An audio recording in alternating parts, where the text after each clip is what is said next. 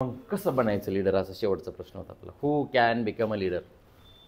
आता बदलायचं नाही, परिवर्तन, चेंज, ट्रान्सफॉर्मेशन, ट्रान्झिशन फेज, बदल बदल बदल बदल. मग आता कोण बदलू शकतो? दिस वॉज द क्वेश्चन.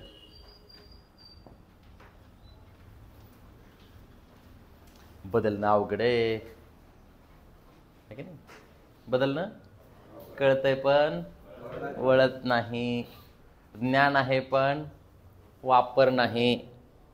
भ्रष्टाचार करणाऱ्या माणसांना माहित नसतं का भ्रष्टाचार वाईट आहे?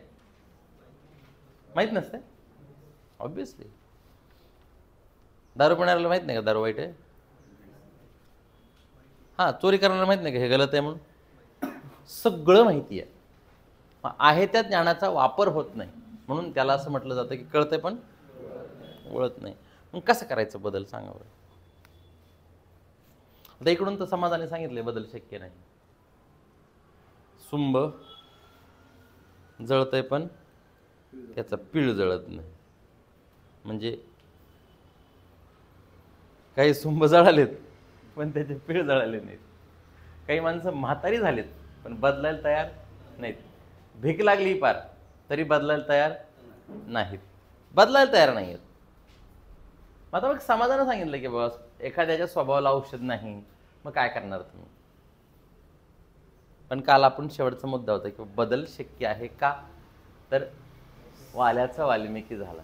मग अशी कोणती मेथड आहे? ही युनिव्हर्सल ट्रूथ आहे. अशी कोणती मेथड आहे की ज्या मेथडमुळे माणूस बदलू शकतो? त्या मेथडला सुरुवात करायची आणि त्याचं नाव आहे मेथड्स ऑफ पर्सनॅलिटी डेव्हलपमेंट. अशी कोणत्या मेथड्स आहेत की जेणेकरून माणूस बदलू शकतो? What are the methods of PD? लिहू का मग आता इथं? मेथड्स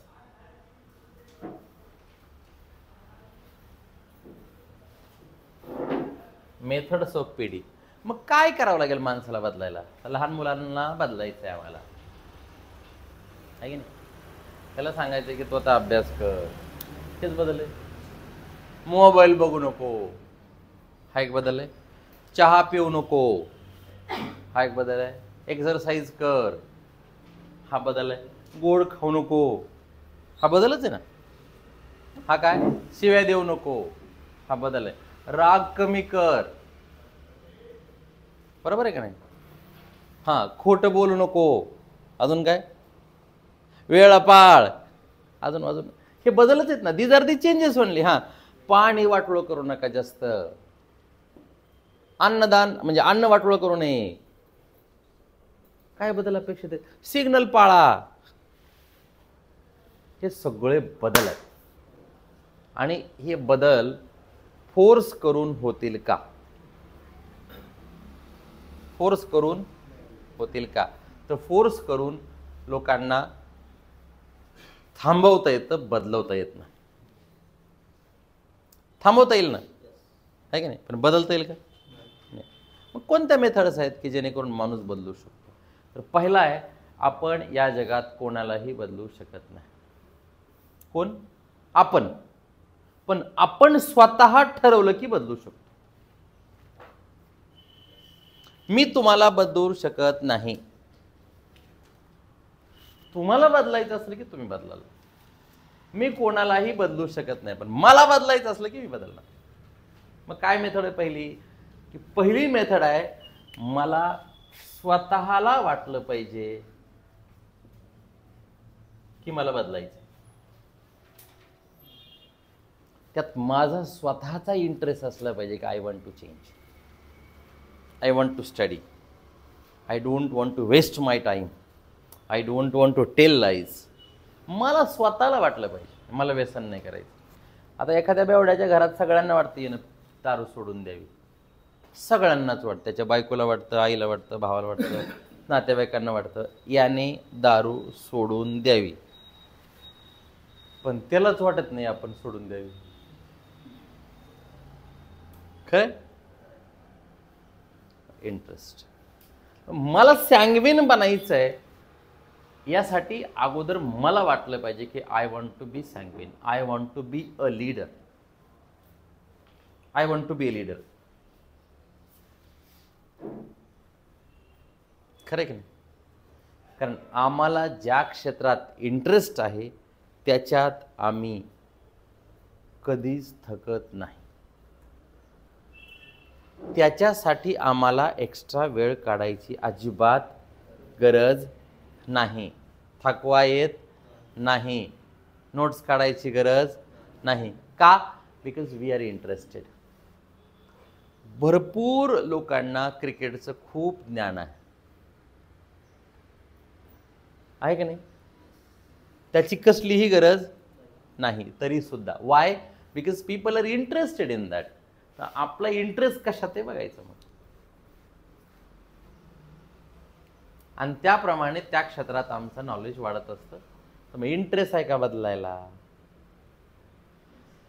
इंटरेस्ट पाहिजे. मला सॅंग्विन बनायचं, ही पहिली मेथड झाली. आता दुसरी कोणती मेथड आहे? नॉलेज. दुसरी कोणती?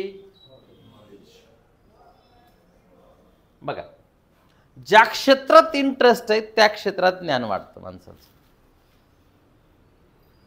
पेपर वाचायला घेतला की ज्या ज्या लोकांना पेपर वाचायचा आहे ते अगोदर त्यांचा इंटरेस्ट कोणत्या पेजवर आहे ते पेज वाचतात. Right? Those who are interested in sports ते स्पोर्ट्सचं पान वाचते. ज्यांना राशी भविष्यात इंटरेस्ट आहे ते आपल्या राशीची आज काय वाट लागली ते बघतील. बरोबर? काही आज सेल कुठं लागलाय ते बघतील. काही आज राजकारणाचं काय झालंय ते बघतील. काही आंतरराष्ट्रीय लेवलला काय घडामोडी घडल्यात ते बघतील. म्हणजे ज्याच्यात इंटरेस्ट आहे त्या क्षेत्रात माणसाचं ज्ञान आपोआप वाढत असतं आणि नॉलेज आलं की बदलतं. आता एवढा दिवस झाला आपण कोर्समध्ये बसतोय आणि ऑटोमॅटिक थोडा थोडा बदल आपल्याला स्वतःमध्ये जाणवते. ही कशाची ताकद आहे? नॉलेज. ही ज्ञानाची ताकद आहे. म्हणून जेवढं ज्ञान येईल तेवढं माणूस स्वतःला बदलू शकेल. मग ज्ञानाने राग सुद्धा कमी होतो. ज्ञानाने वेळा पाळल्या जातात. ज्ञानाने काय चुकीचं आहे आणि काय वाईट आहे हे कळतं. हे नॉलेज आल्याशिवाय. म्हणून भरपूर अनुभव आल्यानंतर माणूस शहाणा होतो. अनुभव येणं म्हणजे काय येणं आहे? अनुभव येणं म्हणजे काय? नॉलेज आहे. That's all. मग हा सगळा एक्सपिरियन्स आहे. बाबा हे झाल्यानंतर असं होतं, हे झाल्यानंतर असं होतं, हे झाल्यानंतर असं होतं. नॉलेज माणसाला बदलतं. मग कुठून आणायचं नॉलेज? आता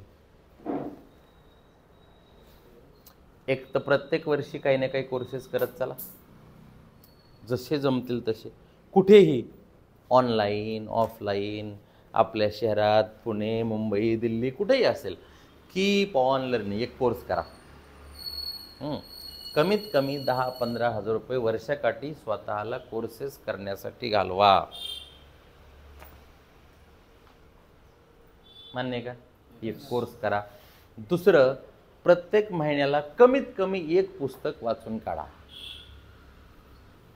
भाषा कोणती असेल, can be Marathi, can be Hindi, can be English, can be any language, the language which you are comfortable with. एक पुस्तक वाचाच. ज्या पुस्तकाची परीक्षा द्यायची नाहीये असं पुस्तक. कळालं? मग आणि जास्तीत जास्त आता पुस्तक कोणते वाचावेत? तर सेल्फ हेल्प नावाचे बुक्स वाचायचे. ज्या पुस्तक वाचून स्वतःला मदत होईल असे सेल्फ हेल्प नावाचे बुक्स आहेत. मग ते असे भरपूर पुस्तक आहेत. किंवा मोठ्या मोठ्या माणसांचे चरित्र वाचायचे,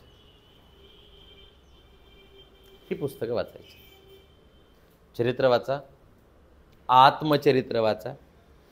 मोठ्या पर्सनॅलिटींचे आत्मचरित्र वाचायचे, उद्योजकांचे आत्मचरित्र वाचायचे, फ्रीडम फायटरचे आत्मचरित्र वाचायचे, समाज सुधारकांचे आत्मचरित्र वाचायचे, साधू संतांचे चरित्र वाचायचे. जेवढं जेवढं शक्य होईल तेवढं कमीत कमी महिन्याला एक बुक संपलं पाहिजे. हा हे झालं दुसरं. काय चाललंय आपलं आता? नॉलेज कसं वाढवायचं.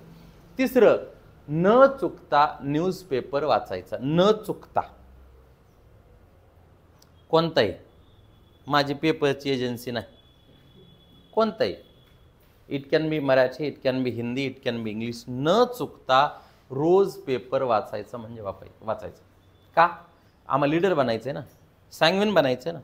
सॅंग्विन असं कसं बनलं, पी हळद आणि हो गोरी, लगेच होईल का? असं कसं शक्य आहे? न चुकता पेपर वाचायचा, हा तिसरा पॉईंट आहे. चौथा, जसं जमल तसं व्याख्यानं ऐकायची.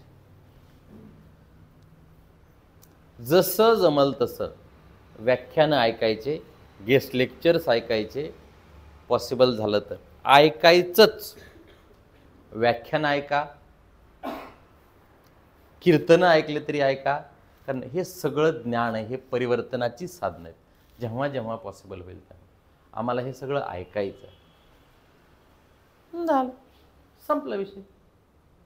आणि मग जसं जमल तसं वेगळ्या वेगळ्या ठिकाणी भेटी द्यायच्या, आउटिंगच्या माध्यमात. आउटिंगचे माध्यम, आउटिंग क्षेत्र भेटी. मग लेणी बघायची, किल्ला बघायचा, मॉल बघायचा, है ना. पॉसिबल असेल तर चित्रपट बघायचे, हां, मूवीज पण बघायचे. कारण बॉलिवूड जर आपण बघितलं किंवा चित्रपट बघितले, नाटकं बघितले, नाटकंही बघायचे, तर हे सगळं समाजाचा आरसा असतो. Bollywood is the mirror of society. लिटरेचरसुद्धा हे सोसायटीचं एक मिरर आहे. तर हे बघायचं म्हणजे प्रयत्न करायचे किंवा 2-3 मूवी तरी बघून टाकायचे महिन्याला. इन्फॉर्मेटिव्ह असतात ते बघायचेच. एखादं नाटक बघायचं, क्षेत्र भेटी द्यायची. एवढ्या सगळ्या कुटाण्यानंतर आपलं ज्ञान वाढतं बघ. कारण कसं वाढलं ना मग, बाकीचं काहीच नाही, नुसते गुरुजीवर अवलंबून. नुसतं एक गुरुजी काय करत, काय करणार आहेत माणसं? तर हे स्वतः, आणि हे सगळं करण्याचं स्वतःचं इंटरेस्ट असलं पाहिजे. तुम्हाला नॉलेज वाढलं की तुम्ही 100% बदलणार. किंवा आपण सगळेच, वी ऑल, आपण आपल्या बॉडीचं नॉलेज घ्यायचं पहिलं. आपण भले विज्ञानाचे विद्यार्थी नसू, पण आपल्याला माहीत पाहिजे माझ्या शरीरात हाडं किती आहेत, इम्पॉर्टंट ऑर्गन्स कोणते कोणते आहेत, काय खाल्ल्यानंतर कोणतं ऑर्गन खराब होत आहे, काय खाल्ल्यानंतर कोणतं ऑर्गन सुरक्षित राहत आहे. तर आपल्या शरीराचा, आपल्या बॉडीचा अभ्यास केला, मग आपल्याला आहारशास्त्राचा अभ्यास येईल, आपल्याला फिटनेसचा अभ्यास येईल. हे वाचायचं आहे हे सगळं. आणि मग बऱ्याचशा गोष्टी आपल्याला कळायला लागल्या की आपण म्हणून नाही, हे एवढं, हे चुकीचं आहे, याने हे होत असतं, याने हे होत असतं, इसकी वजह से ये होता है, इसकी वजह से वो होता है. आणि मग आपोआप आपण याला नको म्हणायला लागतो आणि आपण याला येऊ दे म्हणायला लागतो. It's accepted, it's rejected. Simple आहे. मग हे माहीत पाहिजे ना आपल्याला. आरोग्य, आहार, आजार. मरायचं तर नाही ना कोणाला, मरू तर वाटत नाही, पण मरावं लागत आहे की नाही. मग जास्तीत जास्त आपण गोळ्या औषधं न खाण्याचा प्रयत्न करायचा. शक्यतो आपण आजारी पडलं नाही पाहिजे याची पण काळजी घ्यायची. कशाने आजारी पडतोय माणूस हे पण कळालं पाहिजे. हे झालं दुसरी मेथड ऑफ पर्सनल डेव्हलपमेंट, त्याचं नॉलेज आहे. तिसरं, थोडंही ज्ञान आलं की ते ज्ञान वापरून बघायचं, म्हणजे प्रॅक्टिकल ॲप्लिकेशन. आता प्रॅक्टिकल ॲप्लिकेशन या शब्दाचा अर्थ काय? ज्ञानाचा प्रत्यक्ष वापर. जो भी ज्ञान हमारे पास है उसका यूज कर ले, नहीं तो यूज नहीं होता है. Practical application of knowledge. समझ में आ रहा है काय? What is practical application? Apply करायचं. अप्लाय करणं म्हणजे काय? आपण ड्रायव्हिंगचा कोर्स लावला की आपण घरच्या गाडीवर एक चक्कर मारतो. दिस इज प्रॅक्टिकल ॲप्लिकेशन. ॲप्लिकेशन या शब्दाचे 2 अर्थ आहेत. ॲप्लिकेशन म्हणजे एक जो आपण अर्ज करतो ना कुठेतरी, ॲप्लिकेशन करा, तर एक अर्ज आहे. आणि दुसरं ॲप्लिकेशन म्हणजे अप्लाय करणे, वापर करणे, यूज करणे.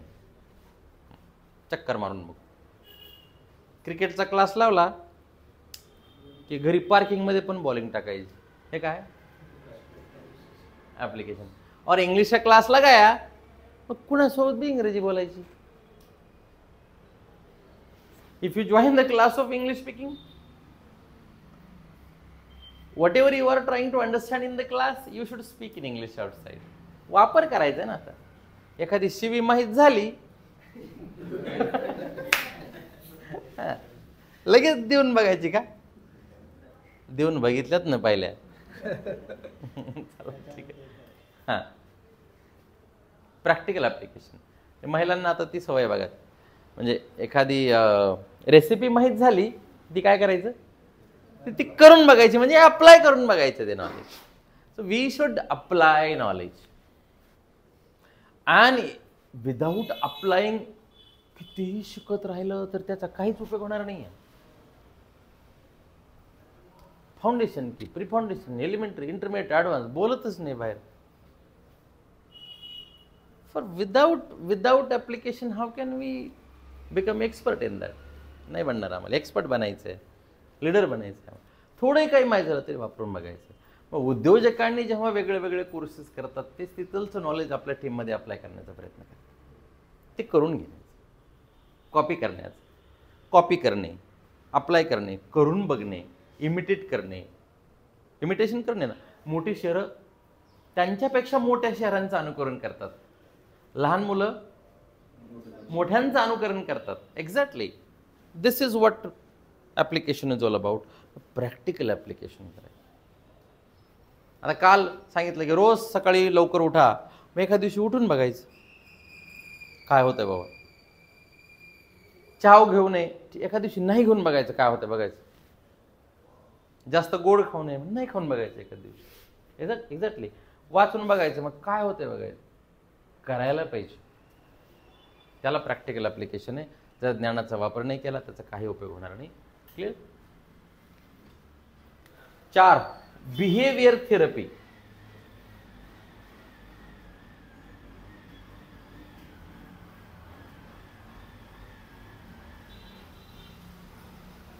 Behaviour therapy.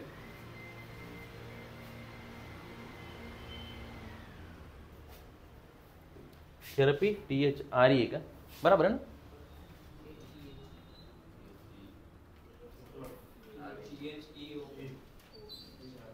What is the spelling of therapy बघा.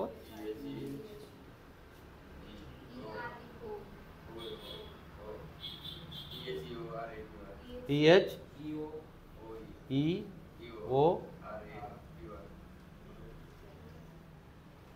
चेक करा बरं. थेरपीची spelling. What is behavior therapy?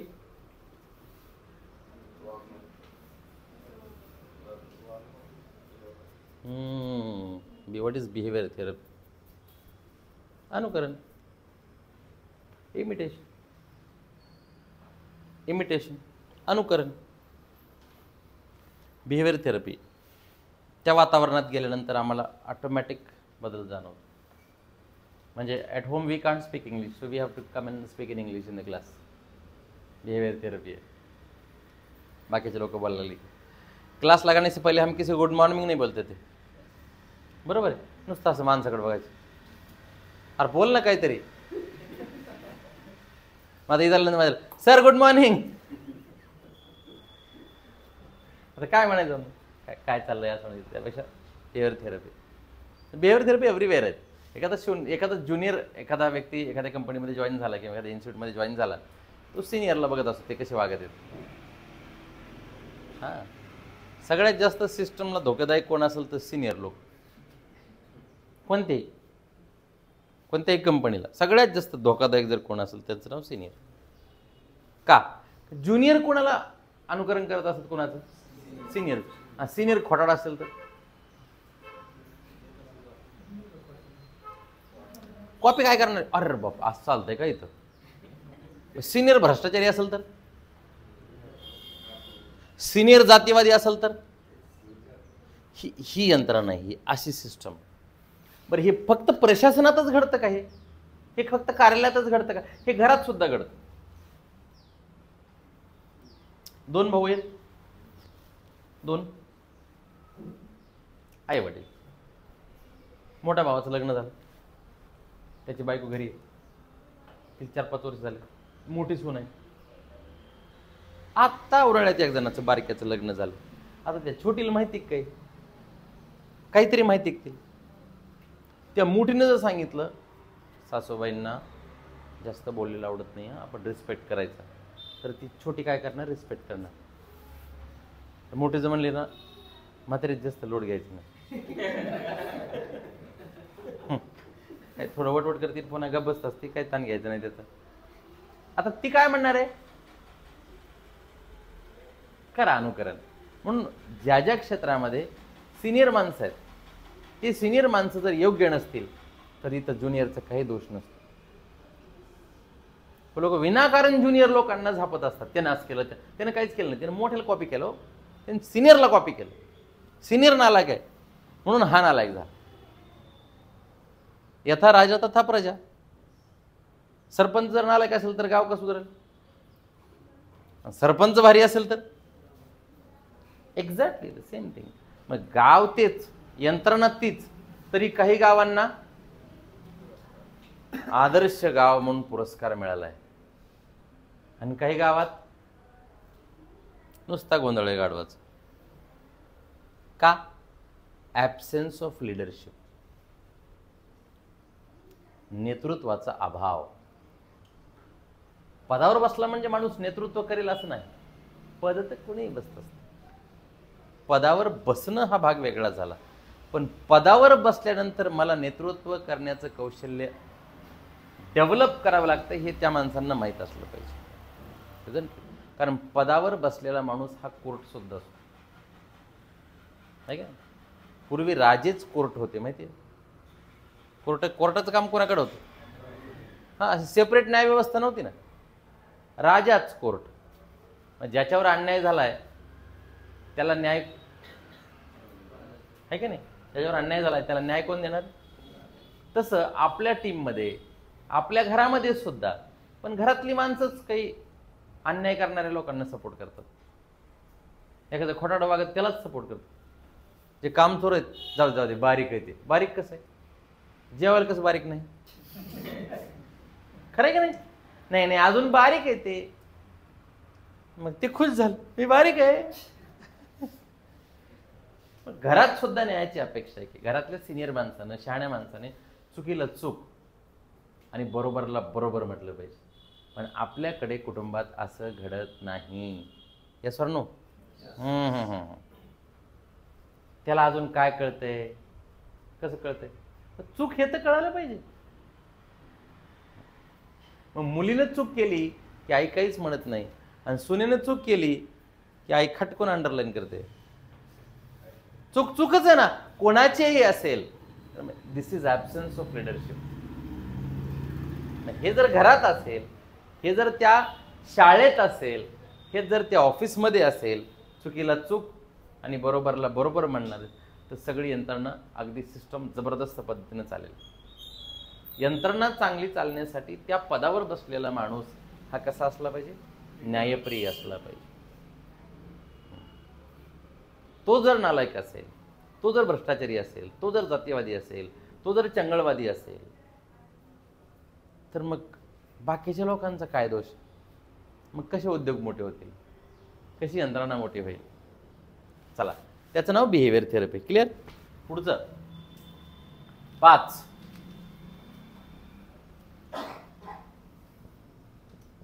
Crisis. संकटात इच्छा नसताना सुद्धा माणसांना बदलावं लागतं. जो म्हणतो मी बदलूच शकत नाही, संकट आल्यावर बदलतोच. बरोबर आहे का नाही? मग कोणावर संकट आल्यानंतर माणूस बदलतो? स्वतःवर. दुसऱ्यावर आल्यानंतर कसं बदलते? त्याला कोरोना झाला, ज्याला कोरोना झाला होता त्यालाच माहिती आपल्याला दुसरा जन्म मिळालाय बरं का. पण ज्याला झाला नाही का ते काय म्हणतात? काही नाही हो, लोक घाबरून मेले. अरे तुला झाला नव्हता, तुला जर झाला असता ना तर मग तुला कळालं असतं. झालता का आपल्यापैकी कोणाला कोरोना? नोंद झालता ना? मला सुद्धा एकदा झाला होता. दुसऱ्याला झालाच होता. आणि त्यावेळेला मला झाला, त्यावेळेला मोबाईल बघितला की खालून असे मेसेज येत होते लोकांचे, बाकीचे दुसऱ्या ग्रुपवरचे, भावपूर्ण श्रद्धांजली. कुणीही माझ्या जवळचे 7-8-10 माणसं असं येते, ज्यांना झाला त्यांना कळतंय संकटात माणसं बदलतात, इथपर्यंत विषय आहे. मग संकट कोणतेही असेल. मुलाखतीमध्ये रिजेक्ट झाल्यानंतर माणूस डायरेक्ट क्लासला येतो इकडे, अगोदर इथून जातो कट हाणून असं. नाही नाही, नो नीड, काही गरज नाही, तेवढी काही गरज नाही, तेवढं काही गरज नाही, काहीच गरज नाही तेवढं. खट कोणी इन्सल्ट झाला नीट दुपारीच आला इथं, I want to join the class. का हो? नाही नाही, आत्ताच जॉईन करायचं. काय झालं, काय सांगा ते, कशाला इन्सल्ट झालं? अर्जन्सी एखाद्या गोष्टीची आहे. तर बऱ्याचशा महिला आहेत, क्लास कधी लावतात माहिती आहे का? When they go to the meetings of the parents. You should take study of your child. पैसे भरणं सोपं आहे, 10चे 15 घे बाबा, पण अभ्यास कशासाठी शिकायचं? आता मुलांचा अभ्यास घेण्यासाठी, हो, शिकण्याचं. कितीतरी दिवस सांगितलं एक्सरसाइज करा, व्यायाम करा, सगळे सांगत होते. आपल्या बाजूनं माणसं व्यायामाला जात होते तरी हे म्हणायचे चहा घ्या. खारी आहे का? खारी नाही, संपली. बर. याच्या बाजूला याचे मित्र म्हणत होते चलायचं का? काही नसतंय, काय म्हातारपणात आयुष्य तरी वाढून उपयोग आहे, अजून वेळ नाही आली ना स्वतःवर. एके दिवशी काका रात्री झोपले असताना पहाटे चमकले. काकू झोपेत ही आवाज द्यायला लागले, मला घाम आलाय. ते म्हणले फॅन लावा ना. अरे तसला घाम नाही, मला कस तरी व्हायला लागलंय. आता काय सांगा समजून. कस तरी दवाखान्यात नेलं, दवाखान्यात मग चेकिंग बिकिंग केली, एखादा ब्लॉक सापडला.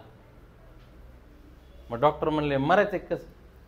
नाही नाही मरायचं, पैसे लागते. लागू द्या लागू द्या लागू द्या, आता किती बी लागू दे, आता मरायचं नाही.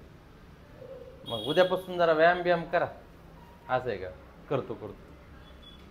पाऊस चालू आहे, पाऊस. जे रेग्युलर व्यायामाला जात होते ते आज घरी येत, ते एकटंच छत्री घेऊन. बदलत नाही माणूस, बदलतो का नाही? कशाने बदललं? ही संकटाची ताकद आहे. संकट आल्यानंतर सगळी माणसं बदलतात. या सगळ्या महामानवांवर संकट आले म्हणून ती माणसं परिवर्तन करू शकले. समाजाला किंवा मला जो त्रास झालाय तो समाजाला होऊ नये म्हणून स्वतःचा सगळा वेळ समाजाच्या उद्धारासाठी घातला. हे संकट आहे. एखादा मुलगा आहे, ऐकतच नाही, कोणाचंच ऐकत नाही. अरे गाडी जरा हळू चालवत जा रे, आई सांगते, वडील सांगतायत, घरचे सांगतायत, मित्र सांगतायत, तरी गाडी काढली की बुंग. काही असत ना पोरं बघा, गाडी अशी आपल्या बाजूने अशी जाते ना, असं बुंग. कुणाचं ऐकायला तयार नाही, स्टंट बुंग.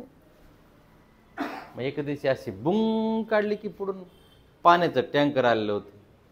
त्याला इंडिकेटर नसतं, पाण्याचं टँकरला काही नसतं. ते मागून जे धडकलं नाही त्या टाकीवरच पाण्याचे, पूर्ण सीताफळाचं रामफळ झालं.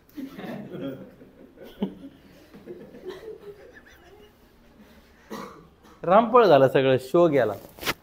हे दवाखान्यात ऍडमिट, 2-3 महिने दवाखान्यातच. आले वापस, येत असते दवाखान्यातून काही वापस, हे आले वापस. सगळेच काही मरत नसते, येत असते वापस. पण बऱ्याच दिवसानंतर मग क्लासला जायचं, तर इकडे तिकडे जायचंय, बाहेर जायचंय, तर दुसऱ्याच्या मागे बसून चाललं. गाडी घे की? नको गाडी, मागच बरं. अरे घे ना, घे.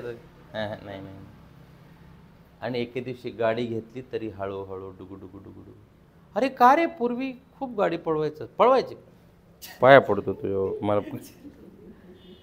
कशाने बदललं? क्रायसिसनी, संकटांनी. आणि शेवटची मेथड आहे माइंड प्रोग्रामिंग. काय?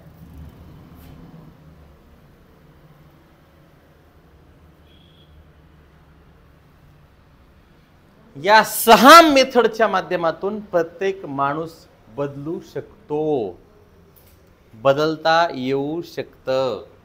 आता मग कशात बदल पाहिजे आम्हाला? मग तुम्ही ठरवायचं, मी ठरवायचं की मला कशात बदल पाहिजे. आता या मेथड्स अशाच राहतील, ध्येय बदलत जातील, टार्गेट बदलत जातील, मेथड्स अशाच राहतील. What is mind programming? स्वतःने स्वतःला सूचना द्यायच्या आणि स्वीकारायच्या. That is called mind programming. आहे की नाही? सरळ माइंड प्रोग्रामिंग. आता सुद्धा आपण क्लासमध्ये बसलो आहेत, पण प्रत्येकाच्या डोक्यात एक वेगळी प्रोग्रामिंग चालू आहे की आता याच्यानंतर मला आज काय काय करायचं. ठरलंय का नाही? ठरलंय का नाही? ठरलेलं आहे.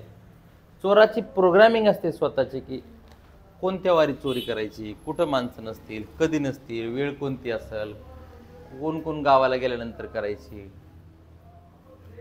घटना ह्या दोनदा घडतात. प्रत्यक्ष माइंडमध्ये एकदा घटना घडतात आणि नंतर बाहेर घडतात. Things happen twice.